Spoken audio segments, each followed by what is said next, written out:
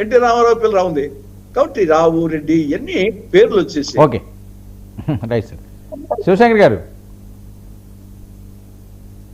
వర్మ గారు ఇక్కడ 2 వీడియోలు చూపించారు రాజశేఖర్ గారు.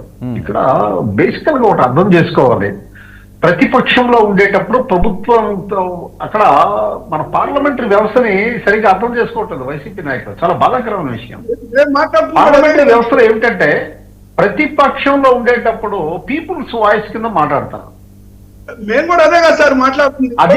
ఇప్పుడు మాట్లాడండి, తప్పులేదు, ఇష్యూ మీద మాట్లాడాలి. అంతేగాని జోషియా స్క్రీన్ ప్లేలు మీరు అంబటి రాంబాబు గారు నాన్న కేసు పెట్టండి అని ఒక 10 సార్లు అన్నది. దాని అర్థం ఏంటి? కేసు పెట్టడం ఏంటండి? ఆల్రెడీ హైకోర్టులో ఉంది, ఇన్వెస్టిగేషన్ జరుగుతుంటాయి. మధ్యలో మీరేంటి దూరుతారు? నాకు అర్థం కాదు. దూరి మీరు ఇన్వెస్టిగేషన్ చేసి మీరు పిచ్చిగా మాట్లాడడం ఏంటంటే ఇది ఎక్కడ ఉందా? ఇది అర్థం ఉందా దానికి? అరే 29 వరకు వెయిట్ చేయలేరా మీరు?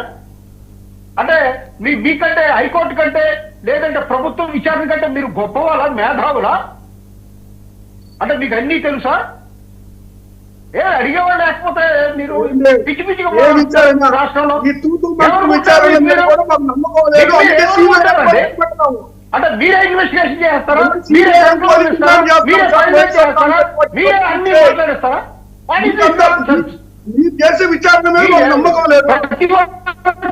లక్ష్మణ్ రాకు ఉంటుంది, ప్రతి ఒక్క యూటెన్స్ ఉంటుంది. హద్దు దాటకండి, లక్ష్మణ్ రాకు దాటకండి. ఇది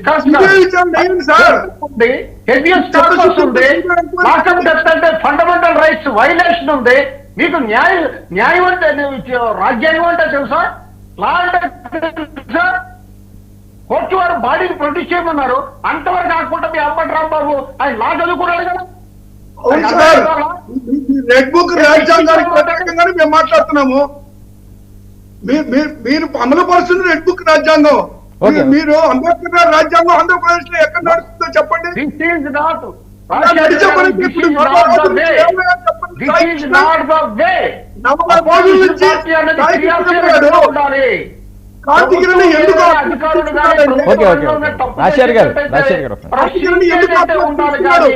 మీరు డిక్టేషన్ చేసి మీరు కంట్రోల్ ఇచ్చి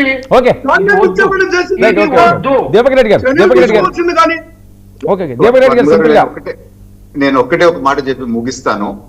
జగన్మోహన్ రెడ్డి గారు ప్రెస్ మీట్ పెట్టినప్పుడు కనీసం చనిపోయిన వాళ్ళ పేరు కూడా గుర్తు పెట్టుకోకుండా పక్కన అవినాష్ మధ్యలో చెప్పు అన్నాడు అని అంటే చంద్రబాబు నాయుడు గారి అర్థమవుతా ఉంది.